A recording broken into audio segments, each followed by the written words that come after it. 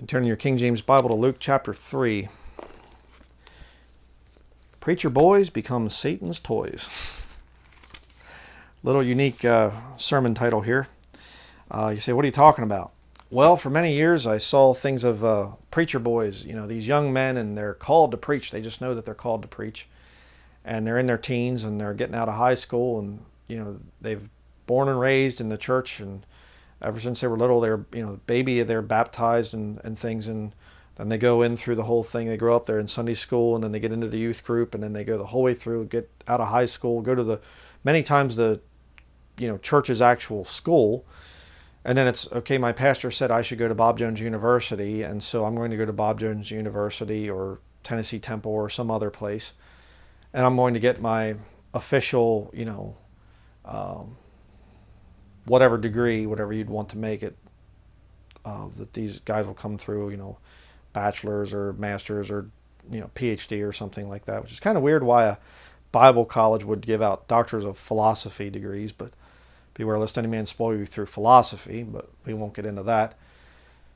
But these guys will go through the whole thing, and they're just kind of like a little incubator. They're not born out there in the hen house with the, and out there is a little pee-pee walking around, a little chick walking around, and the hawks are flying over and they have to run quick and hide, and they see one of their brothers or sisters getting, no, they're just in this little lab-grown, little warm lights on them, and they just kind of grow up in this sterile little environment of church buildingism, and they don't ever do anything wrong, and they're just so holy and pure and great and wonderful, and they don't know how to do anything but preach or teach, and they've gone to little Bible college, and they're just so, and you get these guys, I've seen these preachers, and they have women's hands, I mean, their hands aren't all gnarly and all beat up and, scarred and everything else, like a guy that actually worked, most of his life and still works, very hard.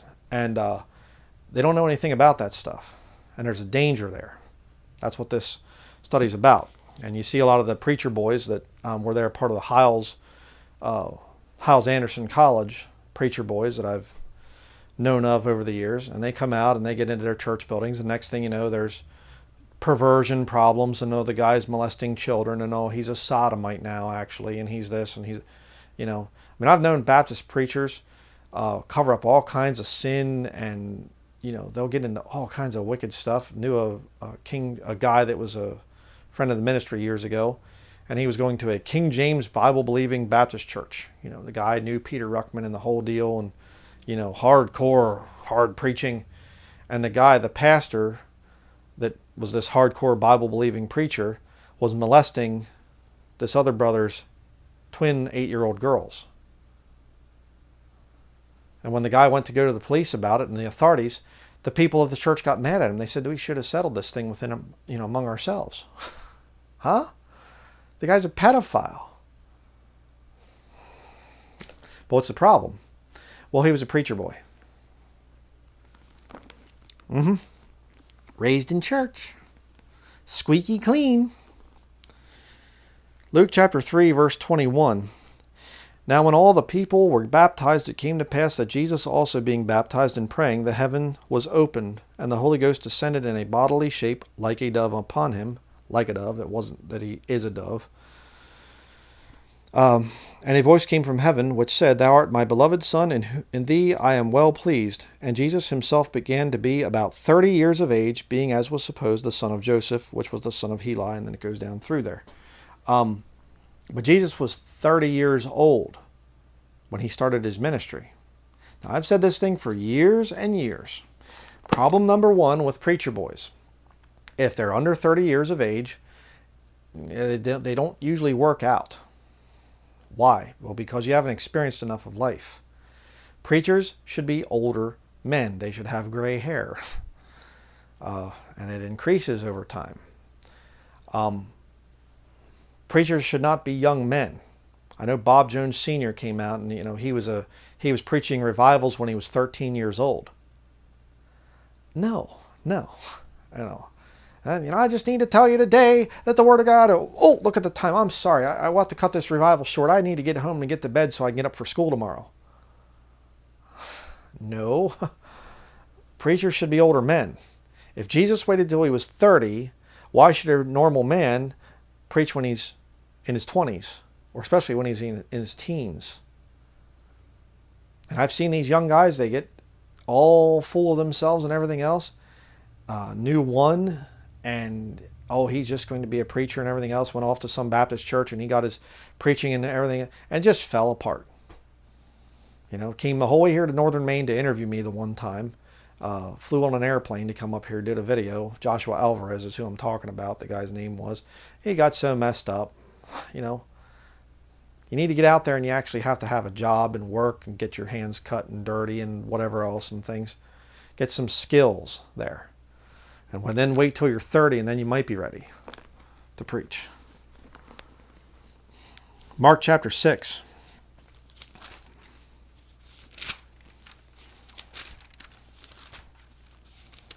Well, I just love the Lord and I love His Word and I just want to preach His Word. You're not ready. You're not ready if you're in your 20s. You are not ready to go into a full-time ministry. I'm telling you right now. You need to have other skills. Mark chapter 6, verses 1 through 6. And he went out from thence and came into his own country, and his disciples follow him. And when the Sabbath day was come, he began to teach in the synagogue, and many hearing him were astonished, saying, From whence hath this man these things? And what wisdom is this which is given unto him, that even such mighty works are wrought by his hands? They're hearing his wisdom. They're seeing the miracles that Jesus is doing. He's God manifest in the flesh. But look what they say. Is not this the carpenter, the son of Mary, the brother of James and of Joseph and of Judah and Simon? And are not his sisters here with us? Mary had lots of children. And they were offended at him. They didn't say, oh yeah, he was raised around the temple and he just, went to Baptist Bible College, I think it was. Yeah, he got his PhD there and went out door to door and bus ministry, and he worked his way through all the Baptist levels of succession till he was ordained, and then he's been preaching, filling in for the pastor, and he's been a faithful preacher boy, and no, he's a carpenter. He's a carpenter. Not, he's the son of the carpenter. You see that as well, but Jesus himself was a carpenter. Now, you think about that one for a minute. God manifests in the flesh, and he spends 30 years, and he's old enough to start, we'll say 20 years. Let's just say he started working when he was 10. 20 years of his life. Maybe we'll say, a little bit younger than that or whatever. But still, 20, maybe 20 plus years of his life working a blue-collar type of job? Huh? God manifest in the flesh? Why did he do that? You remember when he was there and he stayed behind, Luke chapter 2, and he's there and he's behind, and his mother and Joseph come back and they're looking for him, and they find him in the temple asking questions. And the doctors of the law are astonished at his understanding of the scriptures. And wow, he could have gone into ministry right then. The child wonder, Jesus Christ, and here he is. He's just a few years old, 7-8-year-old boy, and he's out there and he's leading the Sanhedrin and this and he's that, and was he able to? Yes. Then why did he waste 20 plus years of his life being a carpenter? Wouldn't that be pointless? Think about that. Well, hey, there's not much time on earth and whatever else. Yeah, he was living until he was 33 and a half, and then he's going, dying on the cross and going back up to heaven. Only 33 and a half years, and he spends over half of that time doing carpentry. You know why? Because it builds character. And the Lord's trying to show us something. Verse 4. But Jesus said unto them, A prophet is not without honor, but in his own country and among his own kin and in his own house. And he could there do no mighty work, save that he laid his hands upon a few sick folk and healed them. And he marveled because of their unbelief, and he went round about the villages teaching. But he still was a carpenter. Knew how to do something else besides preach. Acts chapter 18. You see, brethren, that's the real issue here. It's a very dangerous thing for a man to just only preach. That's all I know how to do. I've never done anything else. I was raised in church, and I was taught in church, and I went to Bible college, and I got out of Bible college, and I've been preaching and teaching and just there serving the Lord all the time. Okay, what happens if some things change in our country? And now all of a sudden, there is no more YouTube. There's no more website. King James Video Ministries is gone. There is no more website. You have to facially retinal scan and all this other stuff, facial recognition and everything else to get online. You need an internet ID and you need to have it on your cell phone and all this other passport stuff in it. What if that happens? I'm not going to be part of it. Well, then what are you going to do for a living, Bryan? Oh, I don't know. I could do logging. I could do wood turning. I could do firewood sales. I could probably become a hunting and fishing guide. I could make wood carvings. I could do small engine repair. I'm a certified motorcycle repair technician. You say, no, you're not. I never heard that. Okay, let me just show you here. Here's my diploma. Right there. Motorcycle repair. I have a diploma. See, all you people out there, you didn't think I was educated. I'm educated. That was my dream. Okay, there we go. My dream was to be a motorcycle mechanic. I love to work on motorcycles. I love to work on cars and things, but I just never have time to really study it and really do really good at it. But there's a lot of skills that I have, a lot of things I studied over the years. And I didn't start this ministry until after I was 30. I can't imagine what it'd be like to be one of these little preacher boy pansies that I've met over the years in person. And there's just no relatability. They're just so perfect. They've just never done anything bad or anything at all and whatever. And okay, I'm not saying you have to be wicked and whatever. Please understand what I'm saying, but it's hard to take a guy like that seriously. Acts chapter 18, verses 1 through 3. Did Paul do anything besides preach? After these things, Paul departed from Athens and came to Corinth, and found a certain Jew named Aquila, born in Pontus, lately come from Italy, and with his wife Priscilla, because that Claudius had commanded all Jews to depart from Rome, and came unto them. And because he was of the same craft, he abode with them, and wrought, for by their occupation they were tent makers. Tent makers? Paul was making tents? There were people dying and going to hell. Didn't he understand that? It's all about preaching the gospel. What was Paul doing? Wasting his time making tents. Because it'll help to keep you sane. That's why. If all you ever do, getting ahead of myself here, if all you ever do is just hang around the religious stuff and whatever else, you'll start to lose your mind.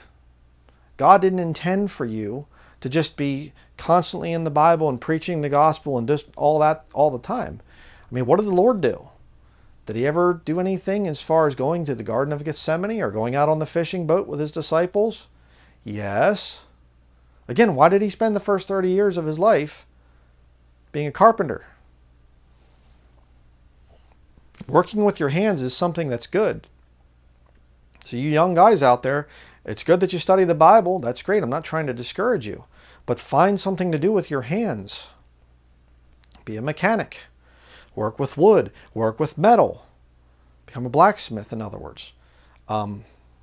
Do, casting of iron. A million different things that you can do. All hand skills. You have to get into that stuff. Don't end up as some little satanic toy preacher boy. Acts chapter 22. You say, well, Paul was just like Jesus. No, actually he wasn't. Acts chapter 22, verse 3. I am verily a man which am a Jew, born in Tarsus, a city in Cilicia, yet brought up in this city at the feet of Gamaliel, and taught according to the perfect manner of the law of the fathers, and was zealous toward God, as ye all are this day. So the Apostle Paul was brought up as a preacher boy. But that didn't stop him from going out and getting a secular occupation and knowing how to do things. So you have no excuse. It's very important to do these things. And I mean, when is the last time that I've ever said in a video, I just don't know what to do. I'm just so bored. I don't know what to do with my life. I am not bored. All right. I have vehicle repairs I need to do. I have construction work I need to do. I have, oh man, I mean, it makes me go half crazy sometimes when I think of the big to-do list that I have. And there's always stuff being added to it. My life is not boring.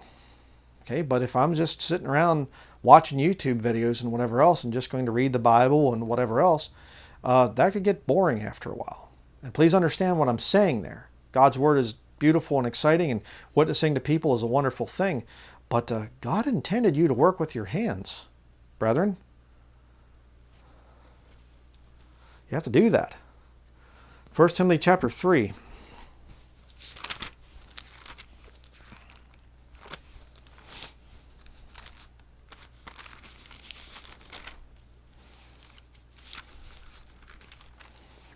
1 Timothy chapter 3, verses 1 through 7. This is a true saying, if a man desire the office of a bishop, he desireth a good work. A bishop then must be blameless. You get that as a teenager? How long have you proved yourself to be blameless? No. The husband of one wife. As a teenager? Vigilant, sober, of good behavior. Given to hospitality, apt to teach. Not given to wine, no striker, not greedy of filthy lucre, but patient, not a brawler, not covetous, one that ruleth well his own house, having his children in subjection with all gravity. For if a man know not how to rule his own house, how shall he take care of the church of God? A man's supposed to know how to do some things of good behavior, good report of them which are without. You don't get that just from being a little smooth-faced preacher. I'm a preacher boy. You don't get that from that. You have to have some skills. You have to have some knowledge. I remember J. Frank Norris, one of the big Baptist preachers of the early 20th century, and had his issues, of course, but they said that guy, he was raised on a farm, and very interesting childhood if you've never heard about it. Father was a drunk, his mother was a Bible believer and very strong farm woman, and some of the stuff he went through and whatever, pretty interesting stories. But the point is, they said J. Frank Norris could strike up a conversation with pretty much anybody. He was an expert on almost any subject because he'd done so much with his life. That's a good kind of a preacher to have around. And just to tell you, you say he's a little, nothing bad ever happened to him. His dad got so drunk the one time he almost killed him because J. Frank Norris actually had poured out his dad's liquor. His dad had a problem he was a farmer, but he had a problem with alcohol. And when he came home and he found out that his son poured out his alcohol, he beat him, almost killed him. And he was kneeling down beside his bed, basically there where his son was all bandaged up. After he sobered up, he came back in and he got down on his knees and he said, "Son," he said, "you fight alcohol. You do what you can to stop alcohol. Please. You do that. You remember what I did here, and I'm sorry. But you grow up and you be a preacher against alcohol." And boy, was he ever. The great preachers, they had pasts. They had experience in things. Lester Roloff, another one of the pastors I've definitely respected, and he talked about milking his way through college. He was a country boy, and he actually took his milk cow to college with him, and he'd have her out there grazing in the yard and whatever else, and then he'd go milk her in the morning and the evening and sell the milk, raw milk to people, and paid his way through college, Bible college that way. Character, you see? The guy was a pilot. He could fly airplanes. He had character. But you get these guys raised in these churches. I've never done anything but preach. They start to compromise after a while. Well, I could lose my job. I could lose my church building if I don't say certain things. And, well, what would I do without my church? That's why those places become social clubs, where the pastor's afraid to offend anybody because he doesn't know how to do anything else. It's a problem. Verse 6, not a novice. What's a novice? It'd be somebody who's young, doesn't have much experience. I mean, you get some guy in his late teens or something, and he's been working with his dad on motorcycles or something since he was a little boy. Well, he's not really a novice, per se. He might be young and still somewhat foolish in his mind, but it takes years of experience. See, even if some guy, this little boy says, I started working on dirt bikes when I was 8 years old. I'm 18 years old now. Well, that's still just 10 years. Give it another 10. See, he'd be 28. Not a novice, lest being lifted up with pride, he fall under the condemnation of the devil. That's what happens to these preacher boys. They get out there and boy, they start to get that man worship going and, oh, we just want to thank the Lord for Dr. So-and-so came here and, oh, pastor, he's one of the greatest pastors ever. And these guys start to, oh, yeah. And, you know, I'm doing this and I'm doing that. And, oh, look at me. And prideful. Moreover, he must have a good report of them which are without, lest he fall into reproach and the snare of the devil. Happens all the time with these preacher boys. They turn out to be used by Satan. If you're a young man out there and you're looking to serve the Lord with your life, serve the Lord on the work site. Oh, I have to find a Christian construction company or something. Well, probably that won't happen. I have to find a Christian job that I can go to where nobody tells dirty jokes or whatever. No, you have to go through that. I did.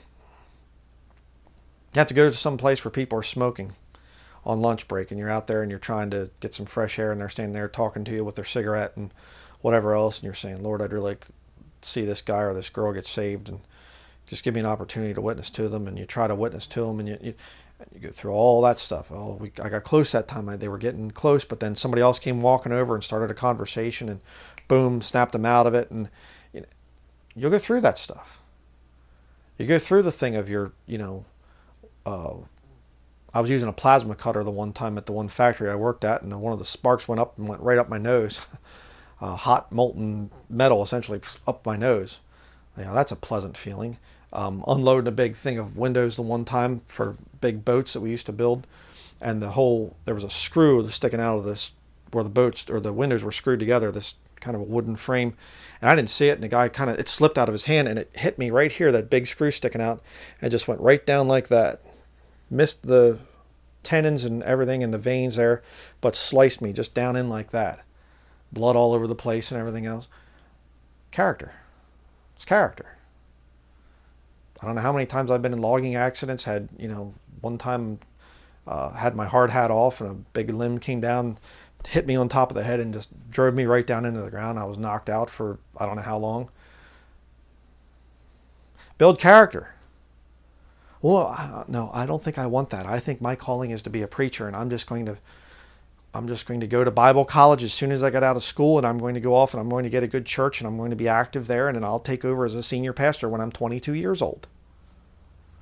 Then you're going to become used of the devil.